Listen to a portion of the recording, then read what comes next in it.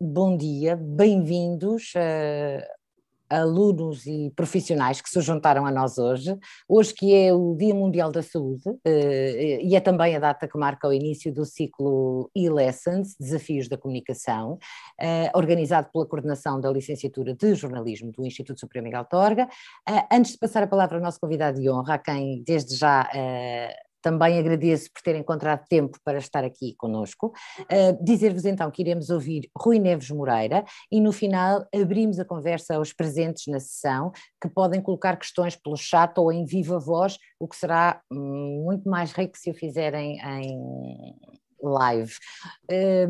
O meu nome é Sofia Figueiredo e estou aqui na qualidade de professora das disciplinas de jornalismo e assessorias de comunicação e de assessoria de imprensa. Estão por isso presentes alunos das licenciaturas de jornalismo e de comunicação empresarial e foi precisamente neste contexto que convidei Rui Neves Moreira, assessor de imprensa do Hospital de São João aqui no Porto, sócio da Companhia de Comunicação e Consultadoria do Porto e formador da Universidade do Porto, e hoje joga ao Porto, por isso, Rui. É de Porto.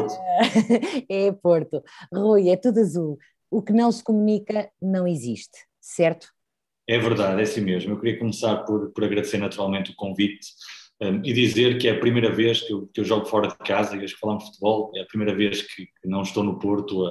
Estou no Porto fisicamente, mas não estou a comunicar nem a conversar com colegas, futuros colegas, estudantes que são aqui do Porto e que estudam no Porto. Portanto, é um grande gosto esta primeira experiência fora de casa ser no Instituto Superior Miguel Torga, e agradecendo naturalmente o convite. E quero desde já dizer que acordei desde logo muito bem disposto com tudo isto, porque vi uma notícia no Diário das Beiras, e normalmente os assessores de imprensa nunca são notícia. E este painel foi notícia no jornal local, e eu sou um aficionado, para continuar nos termos futebolísticos, do jornalismo local e regional, que em Portugal não tem grande expressão, embora em algumas zonas do país tenha. Coimbra é um bom exemplo. No caso de Espanha, por exemplo, tem uma componente muito forte, o jornalismo regional.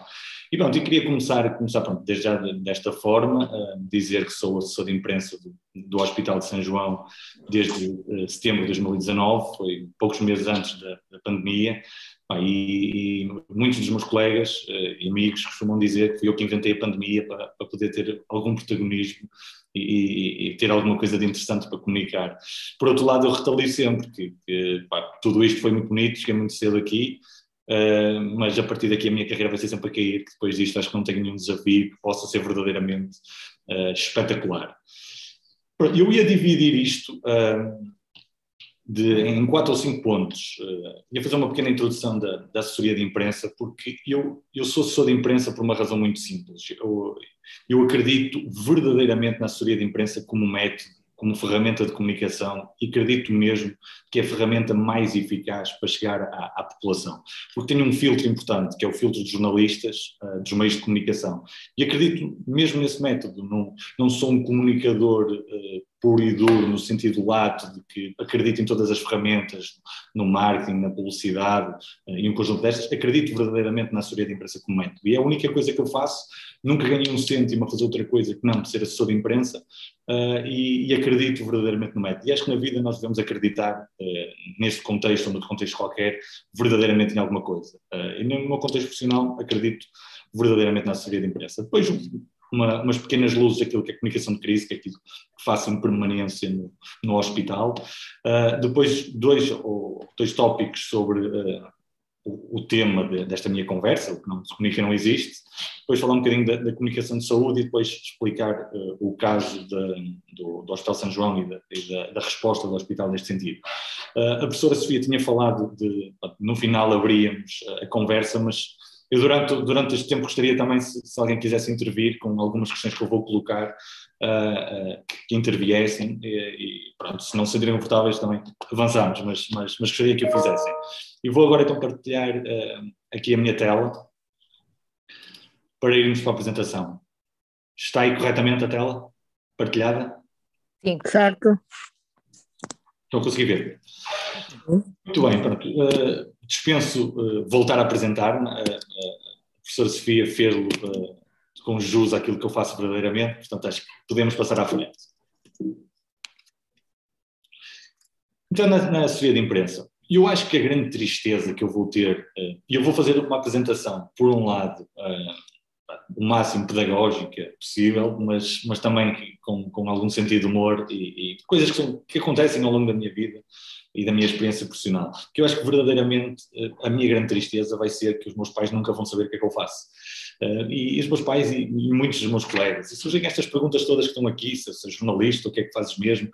Eu acho que para um primeiro encontro, seja com quem for, ser assessor de imprensa é um plus, porque ninguém sabe o que é que eu faço, então temos ali conversa para 2 ou 3 horas. E na verdade é isso mesmo. E tudo isto para introduzir logo os pontos a seguir. Independentemente de ninguém saber o que isto é, a assessoria de empresas já existe há muito tempo, e eu identifiquei aqui 2 datas que me parecem importantes, que é o 1900, que foi a primeira agência de publicity. Publicity não é traduzida à letra para publicidade, é assessoria de imprensa, relações públicas. Foi criada em 1900 em Boston, portanto isto não é uma coisa nem sequer deste século nem do século passado. 1900 nem sequer do século passado. Portanto, isto é uma coisa que já é muito tempo. Depois a Primeira Guerra Mundial, em que os mensageiros trocavam aí algumas mensagens com o objetivo de manipular a informação. E a origem da assessoria de imprensa tem muito essa origem na manipulação, no controle de informação. E hoje em dia falamos muito da importância, e que eu concordo, da transparência e dessas coisas todas, mas a origem verdadeira da assessoria de imprensa é muito mais do que isso. Depois, por outro lado, já Salazar teve o cuidado de contratar uma agência de comunicação nos Estados Unidos, que se chamava The Publicity Bureau, em que tinha o objetivo de promover Portugal no estrangeiro. Era uma promoção internacional de Portugal através de meios de comunicação. Portanto, isto não é propriamente recente, apesar de muita gente não saber. E, em linhas gerais, é interpretada de muitas maneiras, como comunicação externa, gestão da relação entre a marca e a opinião pública via meios de comunicação, e depois é aí que eu acho que distingue verdadeiramente a assessoria de imprensa no caso do marketing. E assim, em forma muito, muito simples, marketing é vendas, assessoria de imprensa é notoriedade, credibilidade e reputação. E como eu costumo dizer, às vezes de forma um bocado provocatória, é o lado sexy da comunicação, a assessoria de imprensa. E pronto, em termos gerais, a assessoria de imprensa, e vou ler para não amassar muito, é um instrumento de comunicação, uma tática de relações públicas, desenvolvido por as organizações com 2 objetivos claros, a reputação e a notoriedade, e tudo isto, naturalmente, através das várias ferramentas de imprensa, das várias ferramentas que passarei já a apresentar, que por sua vez influenciarão e criarão uma imagem na opinião pública através dos meios de comunicação.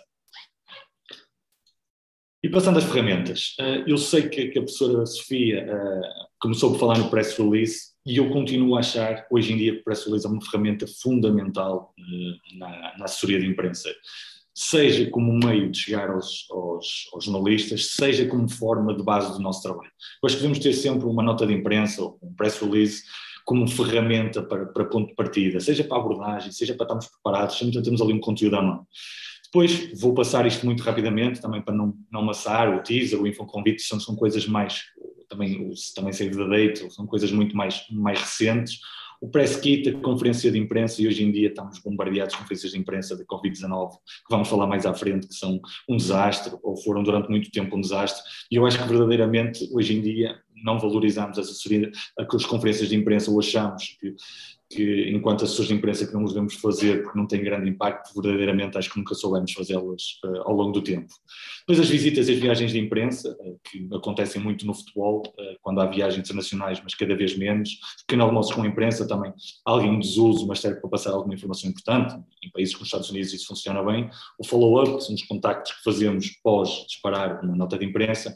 E o media training. O media training eu acho que é uma das lacunas na comunicação em Portugal, é exatamente isto, porque o media training, eu sei que isto traduzido de forma muito imediata e literal, é o treino para falar para os mídia, mas as sessões de media training são coisas muito mais profundas que isso, que desenvolvem pensamento crítico, pensamento estratégico, e muitas vezes são em sessões de media training que definimos, em caso de instituições, de organizações, definimos a comunicação que vamos fazer daí em diante. Portanto, eu valorizo muito o media training e ela tem vindo a especializar ao longo do tempo. Depois o clipping, que é a forma de nós, assessores de imprensa, mensurarmos o nosso trabalho, que muitas vezes a dificuldade que nós temos com os nossos clientes, ou de convencer clientes, ou de convencer as instituições, é o que é que se traduz as notícias, não é? Estamos aqui a investir, mas em que é que isso se traduz?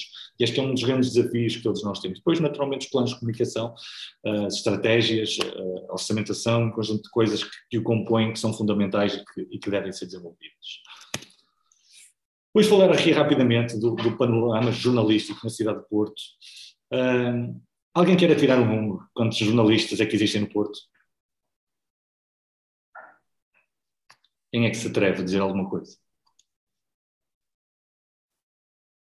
Olha, eu não sei. Toda a gente muito envergonhada. 1000, pronto. 1000. Quem é que disse 1000? Mónica. 1000 era bom, acho que havia vaga para muita gente. Portanto, qual meio de comunicação? Pronto. Na verdade, existem 276 jornalistas no Porto. Por acaso, normalmente, as pessoas acham que é menos. Este número 1000 foi engraçado, porque a maioria das pessoas acham que é muito menos do que isto, porque falamos constantemente de jornalismo a cair, não o jornalismo por si só, mas as oportunidades no jornalismo, mas este número acaba por também nós, as empresas, dar uma pergunta: 276 jornalistas, se nós comunicamos um tema por semana, porquê é que não pegam em tudo aquilo que fazemos? Portanto, assim, às vezes, estas perguntas curiosas. Muito bem, isto já devem ter aprendido.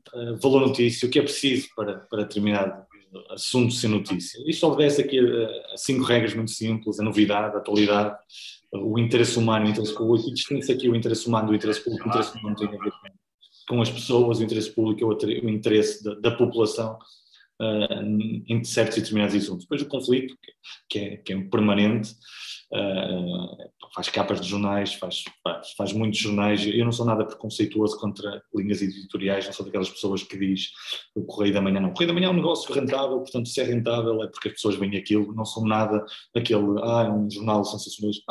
Tem de haver tudo. E, acima de tudo, os negócios, como temos de compreender, seja no futebol, seja no jornalismo, noutra coisa qualquer, tem de ser rentável. Depois, naturalmente, o envolvimento de celebridades. Isto é uma coisa que eu luto muito em todas as minhas aulas, porque a importância da mensagem. A mensagem é fundamental e constrói toda uma narrativa, e faz notícias, faz títulos, faz soundbites, é eficaz na informação a veicular, cria atualidade. E as mensagens devem ser, desde logo, naturalmente, claras, simples e eficazes. E eu acho que nós, para tudo, devemos ter a perfeita noção da importância da mensagem. Nós devemos construir, seja um press release, seja um argumento de comunicação, em torno de uma mensagem. As mensagens são coisas que devem ser, como aqui diz, claras, simples e eficazes, e nós, em cada momento de comunicação, nunca devemos passar 2 ou 3 mensagens.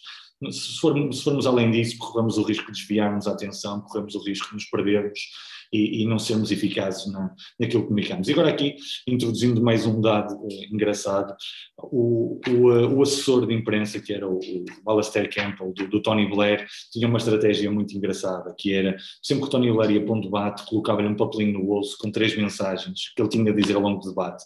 Ele, quando já não sabia mais o que dizer, metia a mão no bolso, tirava o papel e sabia que alguma coisa tinha que fazer. E hoje em dia, mesmo nas campanhas eleitorais, em debates, isso faz-se e deve fazer-se. É uma estratégia que me parece interessante e que fala muito disto, diz muito sobre isto da importância da mensagem.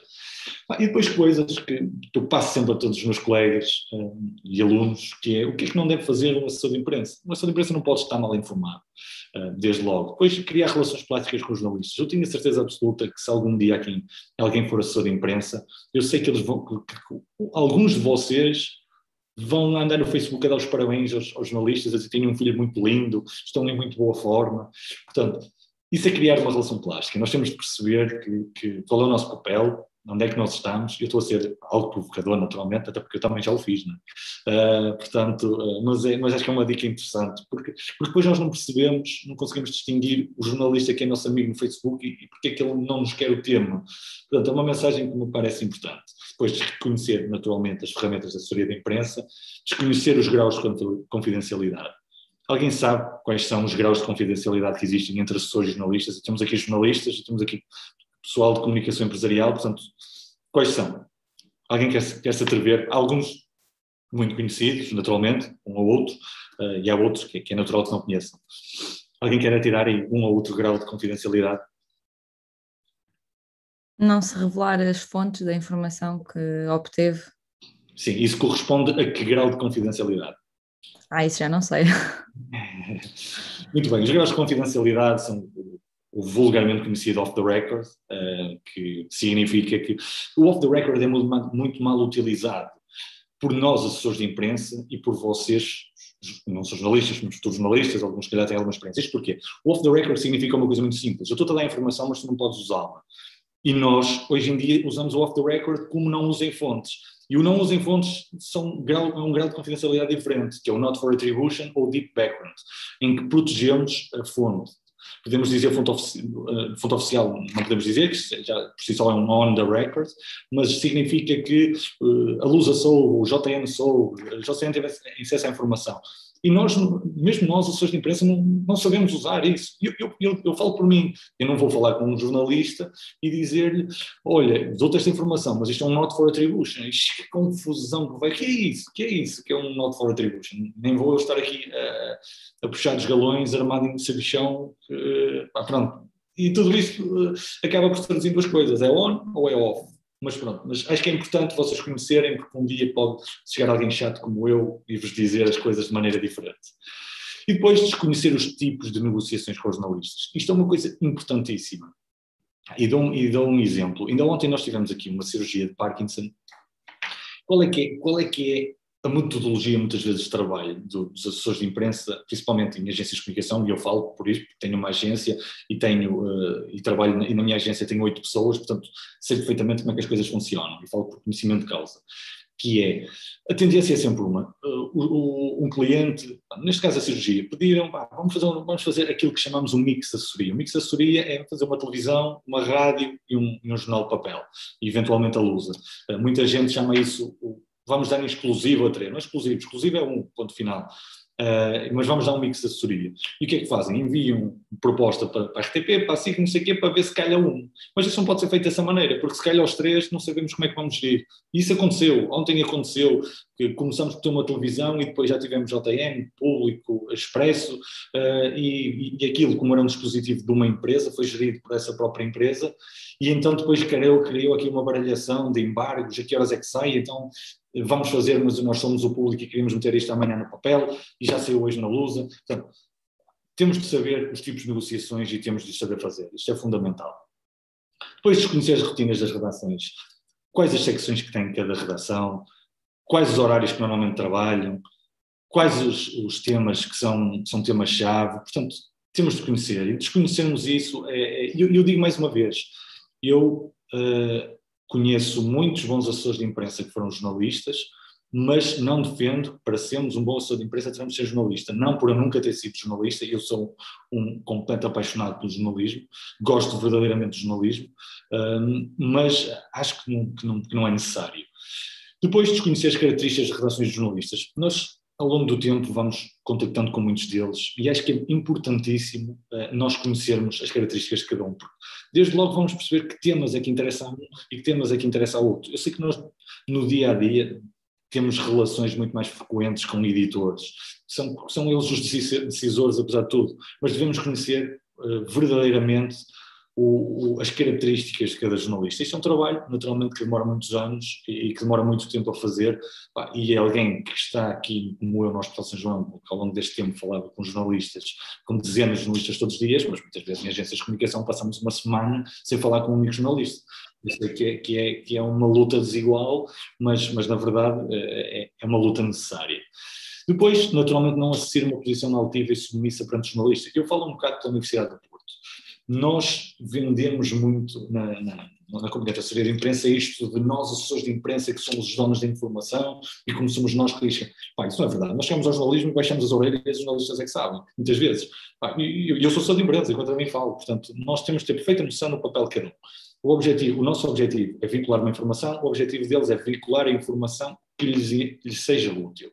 E se nós compreendermos estes dois pressupostos, entendemos perfeitamente. Depois, incapacidade de solucionar no imediato. Muitas vezes ligam-nos e perguntar, isto bate um bocado com o primeiro ponto, está mal informado, ligam-nos a perguntarem qualquer coisa. Mas se nós não sabemos resolver, se não conseguimos fazer ali uma gestão de situação, então vamos dar muito mal. Depois o dia-a-dia do assessor de imprensa, só para vos explicar um bocadinho do que é, isto naturalmente é com base naquilo que eu faço. Acompanho naturalmente a agenda mediática e pública para perceber de que forma é que eu posso ou não colocar os meus clientes, os meus temas, acompanhar as tendências de relações públicas e de assessoria de imprensa, as várias newsletters que existem e a informação, e os updates de comunicação normalmente chegam cá com delay a Portugal. Portanto, acompanhar o que se faz lá fora significa que vamos conseguir estar ao mesmo passo daquilo que chegará cá passado 2, 3, 4, 5, 10 anos, muitas vezes. Depois a agenda e clipping da instituição, naturalmente, acompanhar tudo o que fazem, disponibilidade total.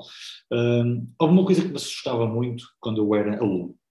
Quando ia lá alguém falar da assessoria de imprensa e de agências de comunicação, as pessoas diziam que não tinham vida, que não tinham férias. Eu não tenho nada disso. Há dias que saio às 6 da tarde, posso perfeitamente fazer uma vida. Pronto, tenho outras questões académicas que me dedico, mas enquanto assessor de imprensa não vamos estar aqui a fazer disto. Esta disponibilidade 24/7 existe. Mas também não vamos fazer disto um bicho de 7 cabeças como muita gente faz, e estou aqui com uma mensagem de esperança para toda a gente que quiser passar para este lado da força, de que há coisas que não correspondem à realidade. Depois a responsabilidade dos assuntos humanos. Muitas vezes, eu venho para aqui todos os dias, estou aqui no Hospital São João a fazer esta boa conversa, venho para aqui todos os dias e eu não tenho a noção muitas vezes do impacto das coisas que faço. Naturalmente não quero com isto achar que achem que sou um imaturo e venho para aqui um irresponsável.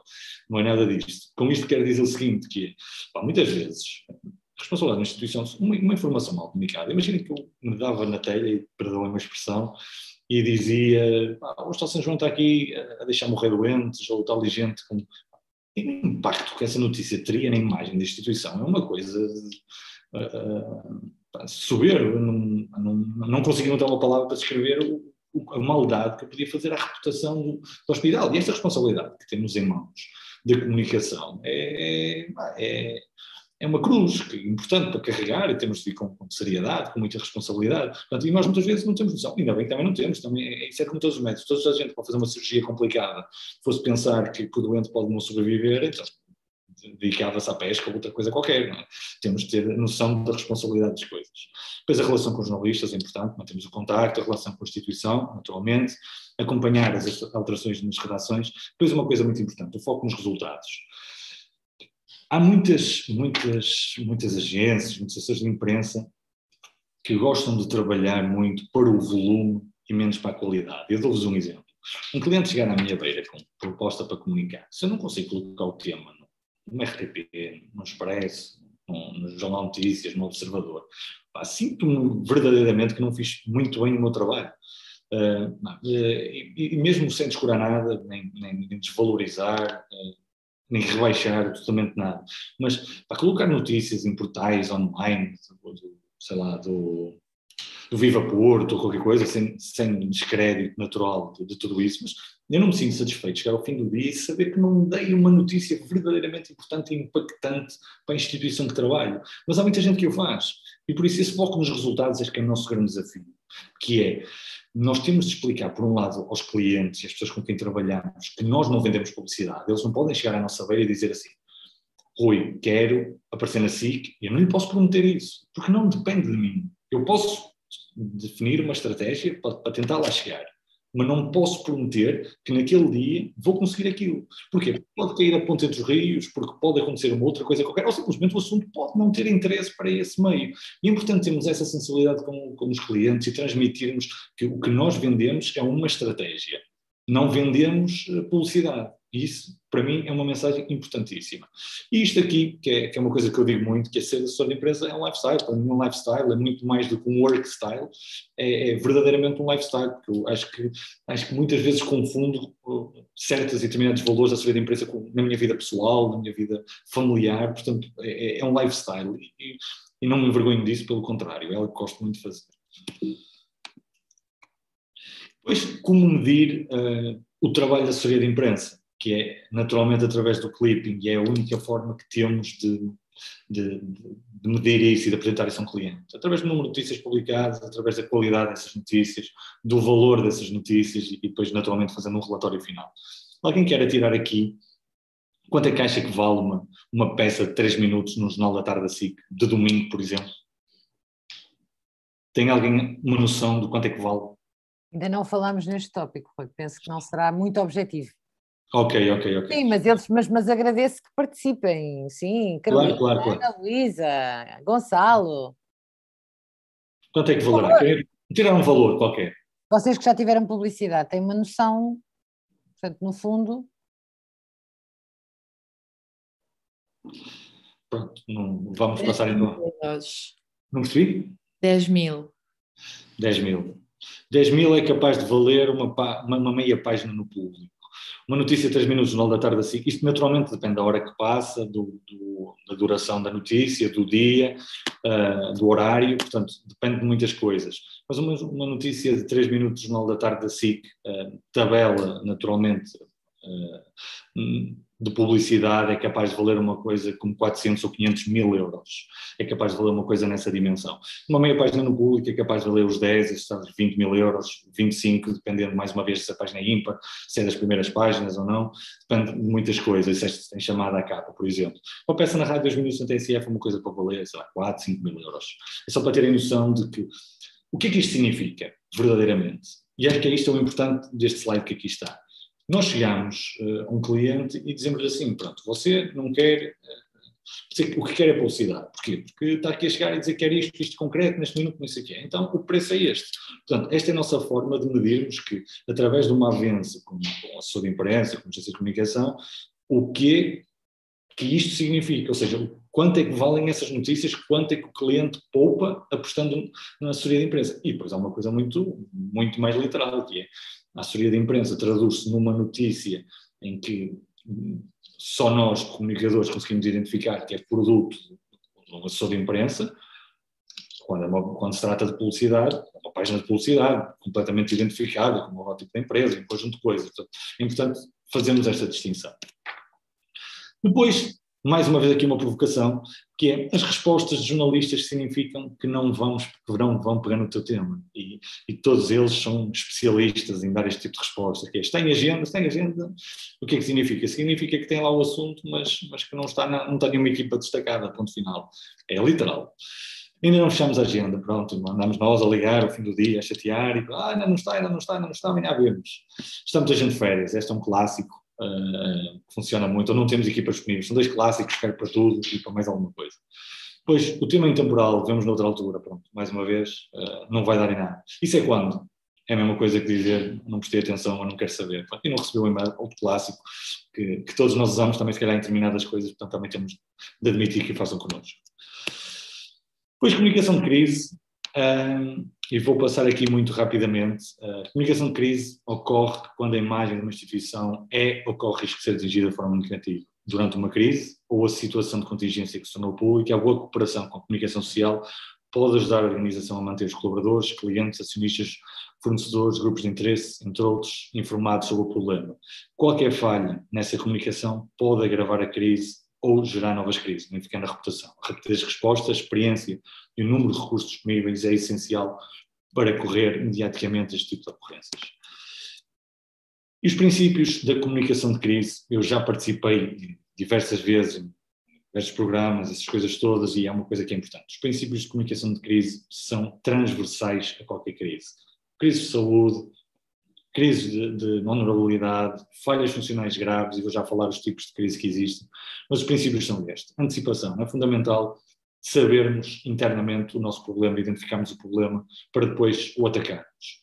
Agilidade. Temos de ser rápidos, temos de saber agir no imediato. Depois a qualidade informativa. É muito importante que a informação que temos seja complementando, seja precisa, seja tranquilizadora, seja dinâmica. Depois a forma como gerimos isso, damos a informação toda, se usamos aquela estratégia básica do conta-gotas, que vamos passando a informação, criando ruído e volume, logo se vê. Mas a qualidade da informação é importante para fazer face a uma crise. E depois a veracidade. Não podemos fugir à verdade, não podemos usar a mentira, podemos usar a omissão, mas a mentira nunca. Depois, como prever uma crise? perda de confiança na organização, instabilidade, perda de contratos com clientes, exaustiva investigação dos órgãos de comunicação social, e temos aqui este exemplo das vacinas, em que aquela pastelaria cá no Porto, em que o INEM decidiu doar as vacinas, que eu acho que eles foram os mais bem intencionados no meio destas batotas todas que aconteceram, mas é um fenómeno muito básico de órgãos de comunicação, e mesmo um fenómeno que acontece do nosso lado das pessoas de imprensa, que é o quê? Quando vemos um problema acontecer, dizemos, olha, então olha aqui para o nosso vizinho ao lado, fez isso de certeza também, e as coisas começam assim, e é uma boa estratégia de comunicação, de crise, de resposta, mas por outro lado, isto é uma forma de prever uma crise. Quando os jornalistas começam a investigar, são muito mais eficazes que a PJ, muitas vezes. E depois a popularização dos lesados, vemos isto no caso dos BES, quando tudo isso acontece, não há hipótese. Mas como antecipar? O meu escudo anticrise é uma imagem positiva, gestão cotidiana da cultura e personalidade corporativa, resolver pequenos conflitos cotidianos, ter um plano de crise, que é composto por informação geral, enquadramento do setor, listas de contactos, analistas especializados, canais de comunicação definidos, confidencialidade sempre, a informação fica dentro de portas e só sai através dos comunicadores, ou dos pivôs que representam a instituição, e depois simular situações de crise. Estas coisas de simular situações de crise, claro que só acontecem verdadeiramente em instituições que têm uma grande importância, seja no orçamento, seja nos recursos humanos de profissionais de comunicação. E só dessa forma é que é viável fazer este tipo de simulações. E as morfologias da crise, como eu falei, catástrofes, falhas funcionais graves, crises de honorabilidade, crises de reputação de pessoas, ameaças económico-financeiras e crises internas. Muitas vezes as crises internas são o ponto de partida para as crises de comunicação social, portanto também são importantes de se resolver no imediato. Depois um plano de crise tem naturalmente a identificação da crise, enfrentamento da crise, resolução da crise e depois o capítulo 0. A partir daí vamos começar naturalmente, de novo. E depois entrando aqui no motivo ou no tema da minha conversa, nós vivemos, e eu quis escolher isto porque eu dou um curso na Universidade de Porto que se chama Assessoria de Imprensa do Back Office ao Front Office. E nesse curso, o grande objetivo, ele mais ano menos ano estará datado, porque o que eu transmito lá, o que eu ensino lá, são os 10 grandes desafios da comunicação, da assessoria de imprensa nesta década, quais são os 10 grandes desafios, e para mim este é um dos mais importantes, que é a era de o que não comunica não existe e o que se comunica agita o mundo. Hoje em dia é inviável nós termos alguma coisa para comunicar, e se não a comunicarmos fica dentro de portas e ninguém sabe, não existe, aquilo não existe, é tão simples quanto isso.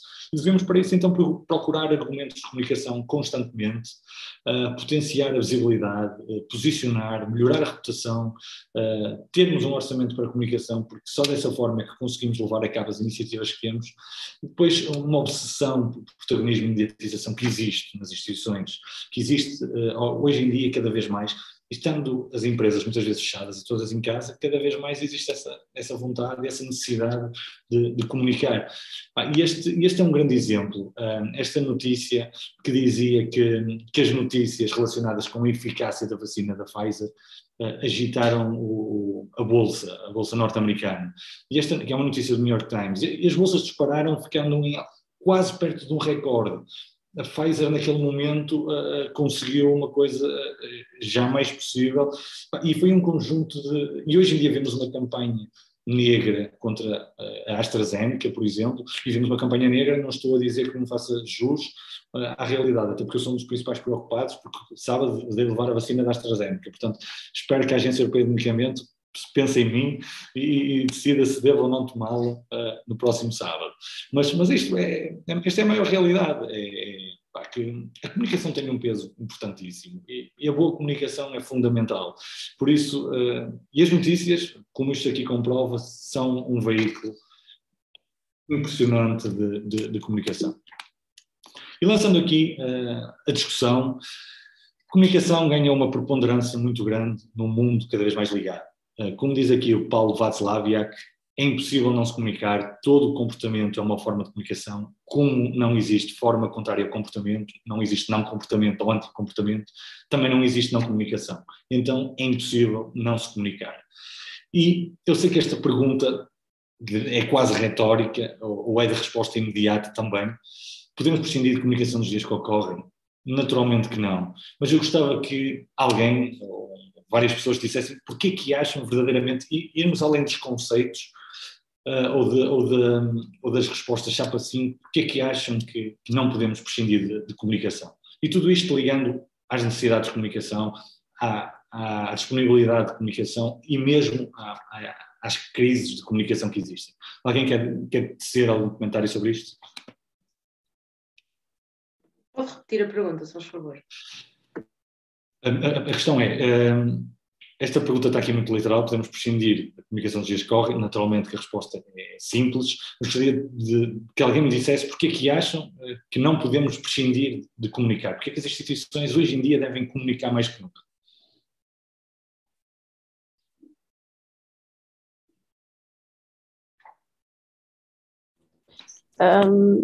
Eu penso que as empresas devem comunicar indo ao encontro de um artigo publicado por si que dizia que porque o público tem que ser informado, ou seja, as empresas têm que comunicar para que todas as pessoas saibam o que está a passar, saibam depois para poderem agir em conformidade com essas informações que estão a receber. Ou seja, as empresas comunicam, dizem o que têm a dizer e depois o público ou aceita aquilo que as empresas lhe dizem ou não aceita, mas o dever das empresas, o dever de informar das empresas é cumprido e o direito que o cidadão tem de ser informado é cumprido também. Penso que poderá ir... E acho que, corrijo-me se estiver errado, tem aqui uma mensagem subliminar nisso, que é um comportamento proativo de comunicação por parte das empresas. Isso é fundamental, é esse dever, essa necessidade de estar próxima das pessoas, de fazer chegar a informação e depois criar uma imagem, e isso é de interpretação final das pessoas, criar uma imagem positiva do comportamento da instituição, e agradeço naturalmente o comentário. E essa frase que disseste, que eu disse, é uma frase que não é minha, é uma frase do Ivy Lee. O Ivy Lee, exatamente, o público tem o dever de ser informado. E é uma frase que para mim é transversal. O Ivy Lee é um dos pais das relações públicas, tal como Edward Bernays, e é uma frase que acho que é fundamental e que é transversal e intemporal. Depois existem os crescentes dilemas da assessoria de imprensa, entre que a deontologia da dicotomia jornalista-assessor encontram agora novas barreiras. O conceito de ética na comunicação sempre esteve direcionado para os jornalistas, tem um código deontológico e de ética, que são os produtores de conteúdo tradicional, mas o paradigma mudou. O código de ética jornalística aplica-se ao assessor. Vocês acham... Eu até fazia uma pergunta muito mais direta do que estas aqui resumem tudo isto. Vocês acham o assessor de imprensa contribui para a democracia? Ou tem o dever de contribuir? Eu penso que sim. Em que medida? Na medida... agora não sei explicar, mas eu penso que sim. E eu não sei se poderei falar agora, mas ontem, se estiver a fugir desse tema... Sim, força, não, vontade. Ontem vi um rapaz aqui da minha zona, que não é muito velho, ou seja, está por volta dos 30 anos, e que partilhou uma... Eu tenho menos de 30, portanto, por mim, eu não me sinto incluído nisso. No sentido de não ser muito velho, no sentido de não ter uma mente... não ser uma geração com a mente muito fechada. Uhum.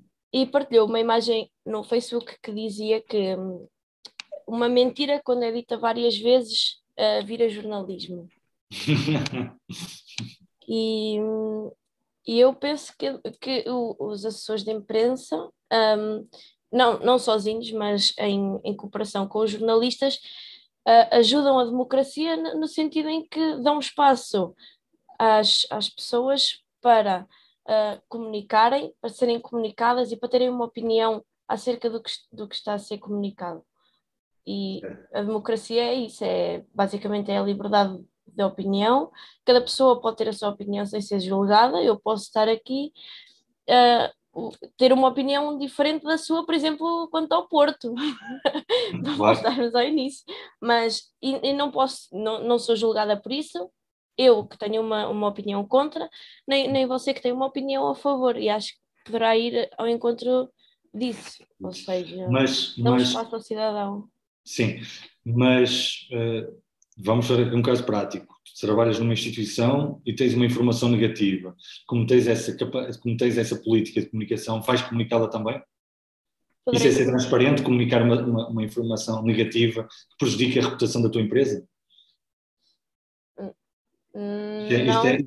Isto é usarmos as regras de jogo só ao nosso favor, certo?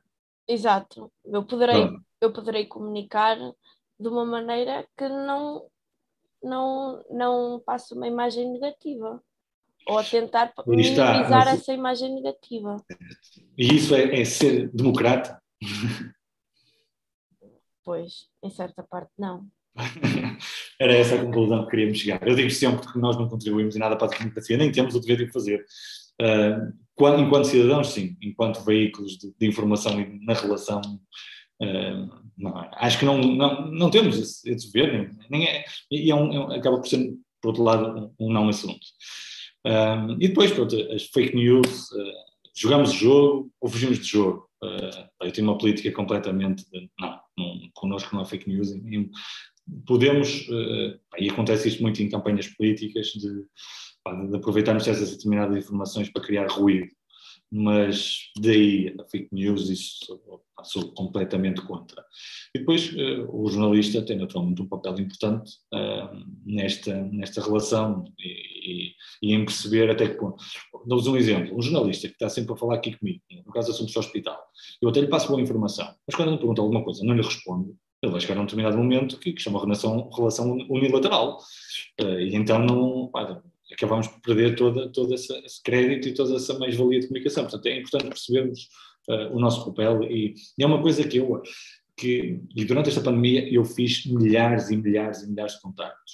Mas há uma coisa que eu acho que certamente falhei, mas de forma não deliberada. Mas há uma coisa que eu acho que é importante transmitir, que é, eu nunca não respondi a um jornalista, nunca não atendi um telefonema, nunca não respondi a uma mensagem.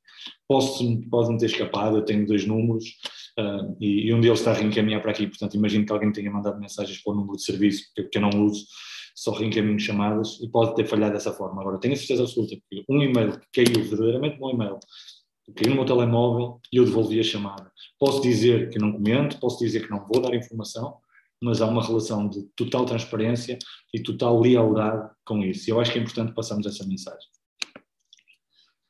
E depois a comunicação de saúde, eu não toquei aqui neste tópico, eu trabalho, eu participo na chamada, hoje em dia é muito comum, a Task Force de Comunicação da Organização Mundial de Saúde, em que estamos a desenvolver um documento para os Estados-membros da União Europeia sobre quais são sobre um tronco comum de comunicação, naturalmente respeitando as culturalidades, mas a desenvolver um conjunto de ações e de estratégias de comunicação e não vale a pena estar a inventar muito sobre isto, por isso vou passar a ler de Organização Mundial de Saúde, vê a comunicação como uma estratégia-chave no processo de disseminação de informação sobre temas centrais à saúde das populações, posicionando esses temas na agenda pública.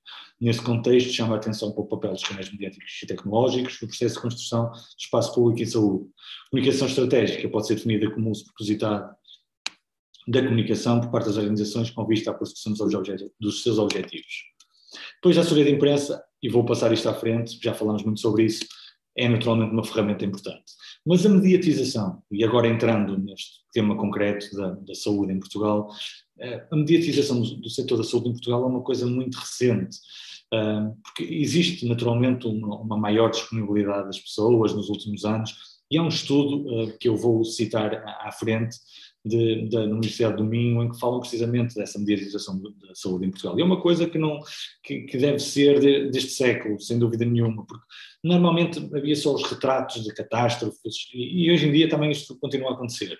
Mas mesmo a pandemia, e eu sou uma daquelas pessoas que defende que a pandemia não trouxe nada de bom, porque senão tenta justificar isso a quem perdeu um familiar ou alguma coisa do género, mas acho que em muitas dos setores na comunicação existem aspectos que eu não acho que trouxe coisas boas, trouxe uma sensibilidade e uma disponibilidade diferente. O setor da saúde é uma delas, vai haver uma ressaca de saúde da pandemia e vai-se consumir muito mais saúde. Portanto, acho que é um setor em crescimento e a mediatização do setor também irá acontecer. Só que, naturalmente, todos os prós têm os seus contras. E quais são os grandes contras do jornalismo em saúde? A brevidade das peças noticiosas que impedem a captação do seu significado, muitas vezes é escrever da manhã para a tarde, da tarde para o dia seguinte. A ausência de especialização de jornalistas, hoje em dia cada vez mais em Portugal. Há pouquíssimos jornalistas especializados em saúde. No caso do Porto, verdadeiramente especializados, devemos ter 3 ou 4, no limite dos limites. A falta de informação de background, um dos grandes desafios de nós comunicadores e mesmo jornalistas é que todos os dias falamos de um assunto diferente, por muito que tenhamos enquadrados numa secção de sociedade, de país, de internacional, de desporto, mas os temas são e muitas vezes diferentes, por isso há uma grande dificuldade dessa informação. Depois os interesses comerciais, muita da saúde é por privados, muita dessas iniciativas de comunicação vêm de empresas de dispositivos, de privados, entre outras coisas. Depois um jornalismo que se esgota na agenda dos eventos, naturalmente, e o sensacionalismo, estas informações negativas. Como responder a este jornalismo? Esta é a estratégia do Centro Hospitalar da Universidade de São João: antecipação de crises, verdade, atualidade e rigor, comunicação positiva e proativa, sempre e tanto quanto possível, uma boa relação com os mídias. Não há um único meio de comunicação que tenha tido vontade e interesse em vir ao Hospital de São João durante a pandemia que não o tenha feito. Não há um único. Podemos não ter aceitado todos os pedidos sempre, por uma questão estratégica, por uma questão de pressão sobre os profissionais, mas não houve uma única vez em que isso não aconteceu. E o Hospital de São João, política da comunicação, não anda a arrumar caixotes de lixo para ficar bem na imagem, não. E isso já se falou, já foi um assunto que foi falado, por isso é que eu estou a tocar nisso. Vamos ao Hospital de São João, está tudo arrumadinho. Não está tudo arrumadinho. Eu vou lá, e acontece muitas vezes, deixo o jornalista e vou fazer o que tenho a fazer. Ele anda lá, faz o que quiser, vê o que quiser, o retrato é puro e literal de jornalista. Os principais temas que focam o jornalismo de saúde, assim de forma muito rápida: política, quando há uma visita de um ministro, entre outras coisas, o tal estudo da Universidade de Minho, estes retratos de situação, o que é que está a passar, investigações, os negócios, as práticas clínicas, situações de alarme e prevenção. E todas estas coisas que são verdadeiramente importantes. E se virmos, isto tem aqui uma ordem, e mesmo a investigação, que está aqui em terceiro lugar, mesmo assim tem um peso muito, muito reduzido naquilo que é a comunicação em saúde. E a prevenção, que é uma coisa também importantíssima, a tal literacia para a saúde, que falamos muito, também tem um peso insignificante nas páginas dos jornais, nos noticiários. E depois, só título de curiosidade, as doenças mais mediatizadas são os tumores, as doenças mentais, e hoje em dia a saúde mental está na moda, a comunicação da saúde mental, os transplantes, a SIDA e a gripe. E agora, entrando aqui nesta reta final, queria-vos falar no caso do Hospital de São João. Durante a pandemia identifiquei aqui um conjunto de datas para desenvolver. O primeiro infectado, e passando já imediatamente aqui para o terceiro ponto, chegou no dia 2 de março, mas nós, profissionais de comunicação, e aqui no São João, em que o hospital foi, tal como o Correio Cabral, foram os 2 primeiros hospitais de referência na altura, ainda era um novo coronavírus, agora dizer novo coronavírus até parece mal, mas começámos desde aí a responder a perguntas. Portanto, e depois disso tivemos aquilo que foi para mim um desastre, que foi as conferências de imprensa de suspeitos que acabaram por se tornar negativos. Foi um mês de conferências de imprensa, de 31 de janeiro a 2 de março, um mês de conferências de imprensa diárias ou quase diárias, a comunicar suspeitos que se confirmavam negativos. E porquê que eu digo que isto é errado? O que é um suspeito? O que é um doente suspeito de coronavírus que se venha a confirmar negativo? É um doente que tem uma outra doença qualquer. E andamos a fazer conferências de imprensa por doentes que têm uma outra doença qualquer. É assim uma coisa completamente que vai contra todos os manuais de comunicação e de comunicação de crise, e tudo isto para bater naquilo que eu disse de não sabemos fazer as conferências de imprensa. Depois o primeiro infectado. O primeiro infectado confirmado, eu estava... o primeiro suspeito, eu estava no ginásio e não fiz mais nada. Tive 1 hora a responder a mensagens, a telefonemas, eu não vos consigo dizer. Nunca na vida vi o meu telefone a tocar tantas vezes, não consigo explicar. Mas O primeiro curado foi na 12 de março, aí sim bateu o meu recorde pessoal, foi em 2 horas, o meu telemóvel que só permite registrar 120 chamadas, foram 120 chamadas trocadas em 2 horas. O telemóvel não permite registrar mais, imagino que possa ser possível ter feito muitas mais, mas foi possível registrar. E depois, o primeiro bebé filho de uma mãe Covid-19, que foi a 17 de março, em que fizemos uma conferência de imprensa para explicar como é que fizemos, todos naturalmente assim muito a medo, muito sem saber o que é que podia acontecer ali, mas a comunicação com confiança e com brilho, como eu digo muitas vezes, é assim mesmo. Depois tivemos a primeira morte, e eu quis destacar aqui uma coisa que é importante, e indo àqueles tópicos que falamos anteriores de a primeira morte não foi no hospital de São João, a primeira morte em Portugal, creio que foi aquele administrador de Santander, em Lisboa, se não foi o primeiro, foi um dos primeiros, mas quando se cria assim uma relação boa com os jornalistas, há certas determinadas informações que deixam de ser relevantes. A primeira morte no São João, como foi um dos primeiros hospitais, podia ser notícia, mas como há esta relação, esta boa relação, então entenderam que não devia passar, e foi importante não haver essa mensagem negativa do hospital. Depois o dia da vacinação em Portugal, começou no Hospital de São João, e acho que foi a única vez que já estive muito cansado durante este tempo todo, mas acho que a única vez que me emocionei foi no dia a seguir à vacinação, quando vi as capas de jornais todas com os nossos profissionais a serem vacinados, começou aqui. E este dia da vacinação é uma coisa que acho que é um grande exemplo da política de comunicação do hospital, porque os receios naturalmente eram muitos, era uma grande novidade, era um dia importante, nós víamos os outros países lá fora e tudo foi tratado, o dia da vacinação, com foco na comunicação. Houve um foco importantíssimo na comunicação. Passou pela comunicação escolher quem seria o primeiro vacinado, porque isso tem uma leitura nacional e internacional, escolher até a primeira enfermeira que iria vacinar esse primeiro infectado. Portanto, aqui olha-se verdadeiramente para a comunicação e estava tudo a funcionar e nós decidimos fazer uma espécie de passadeira vermelha da vacinação, abrindo o hospital, deixando os jornalistas circular livremente, falar com quem entendessem, e acho que só nos podemos orgulhar dessa política de comunicação que definimos e que reflete muito esta cultura de comunicação do hospital. E depois, no caso do Hospital de São João, estas são as palavras-chave daquilo que é a comunicação: a antecipação, a qualidade informativa, a abertura, a transparência, a disponibilidade, a proatividade, o controle informativo. É aquilo que eu vos dizia há bocadinho. Falamos muito hoje em dia, os meus colegas falam muito da transparência e da abertura de portas, mas a comunicação não é só abrir as portas e fazerem o que eles entenderem. A comunicação é importante percebermos que vamos abrir as portas e que há riscos associados, mas que temos de minimizar esses riscos e de controlar esses riscos. E isso não é deturpação da realidade, isso é preparação, isso é estratégia. E isso nunca devemos descurar. E depois criamos uma coisa que acho que hoje em dia, e aqui em jeito de brincadeira eu digo muitas vezes, parecemos hooligans, como somos São João, andamos, toda a gente partilha notícias, toda a gente partilha hashtag, então cria-se aqui uma cultura de comunicação interessantíssima. E depois estas frases são minhas, os hospitais são muito mais sobre a vida do que sobre a morte, comunicar a primeira morte com o mesmo brilho e sentido de responsabilidade do primeiro curado, e vamos administrar a esperança. É um conjunto de soundbites, são soundbites importantes, mensagens positivas que se transmitem e que me parecem importantes transmitir.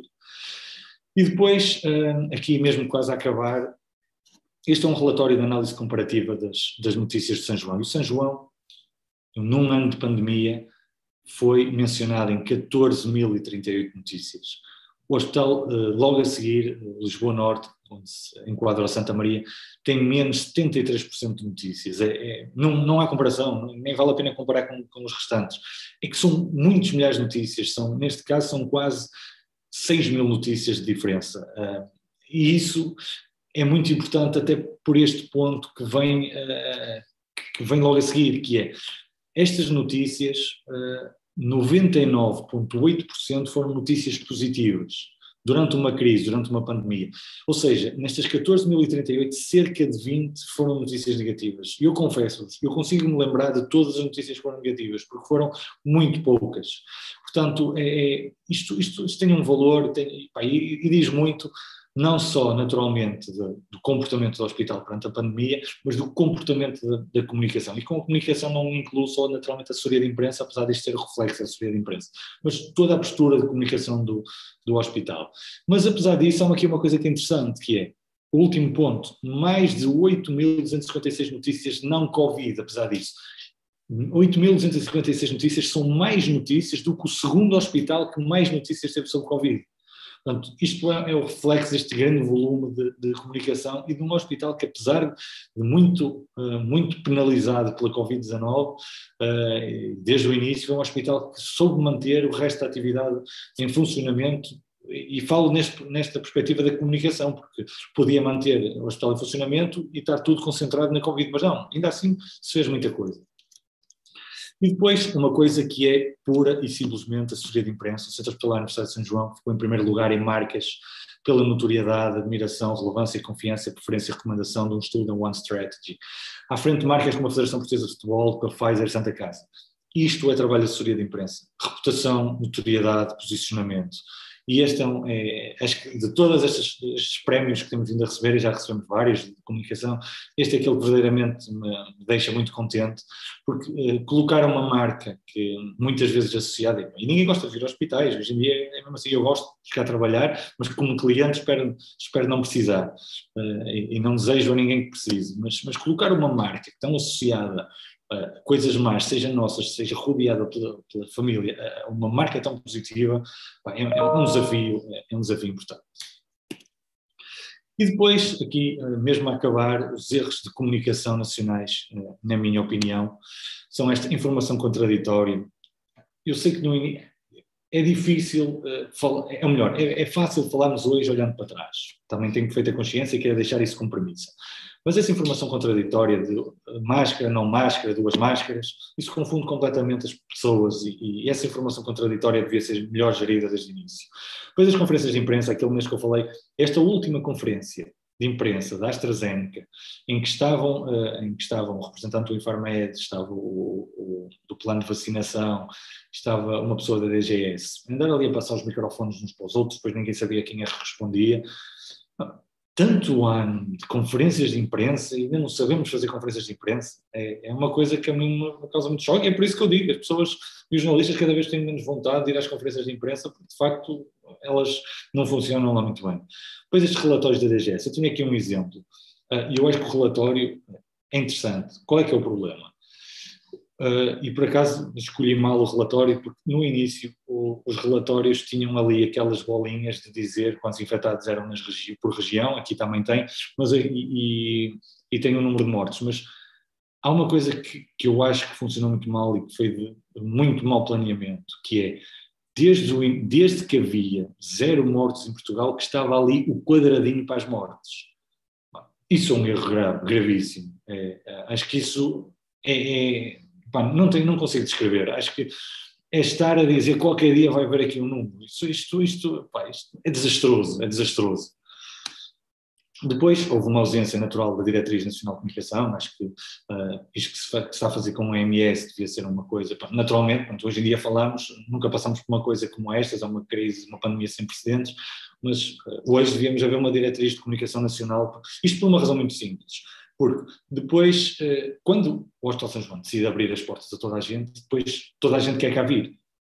E isso causa uma enorme pressão a nós, que gerimos a comunicação, e causa uma grande pressão aos médicos, constantemente jornalistas todos os dias a invadir o seu espaço de trabalho. Se houvesse uma política nacional de vamos dividir isto, beneficiavam todos, e acima de tudo beneficiava uma coisa que para mim é o mais importante no meio de tudo isto, que é a imagem de Portugal perante o que está lá fora. Vimos no início a falar no milagre, a imagem que agora passa são as filas das ambulâncias, e é essa imagem que fica de Portugal, e acho que é importante haver uma diretriz nacional para isso. Depois, esta publicidade agressiva, este humor negro, ser paciente ou ser paciente, usar a máscara, isto pode chegar às pessoas, eu sei que chega às pessoas e que choca, mas é essa a forma de fazer. Ser paciente ou ser paciente, usar máscara, isto é uma publicidade muito agressiva, isto é quase, e depois contém um toque de humor, quase humor negro. Estamos a falar de saúde, estamos a falar de pessoas que morrem, estamos a falar de coisas graves, então acho que a estratégia deveria ter sido outra. E depois, os tipos de comunicação durante a pandemia, os hospitais que não comunicam, os que comunicam mal, os que comunicam por comparação, os que comunicam seguindo exemplos, e os hospitais exemplares, naturalmente, foram estes. Olhando, se fizesse fazer um retrato muito rápido, era assim que eu fazia. E está aqui, mesmo a acabar, um conjunto de notícias que ficam para a história, o Hospital São João na máquina de salvar vidas, o silêncio da máquina de salvar vidas, aqui a vacinação, um conjunto de coisas importantes. E agora aqui, mesmo como último slide, vários artigos de opinião que escrevi, entrevistas que participei, em que tive sempre essa preocupação de passar as mensagens e os soundbites que me parecem importantes e que se não somos nós, os profissionais de comunicação, os médicos para a medicina, os comunicadores para comunicar. Portanto, se não somos nós a saber explicar como é que se faz ou fazemos bem aquilo que queremos transmitir, então não estamos aqui mesmo a fazer nada e temos de escolher outra coisa para fazer.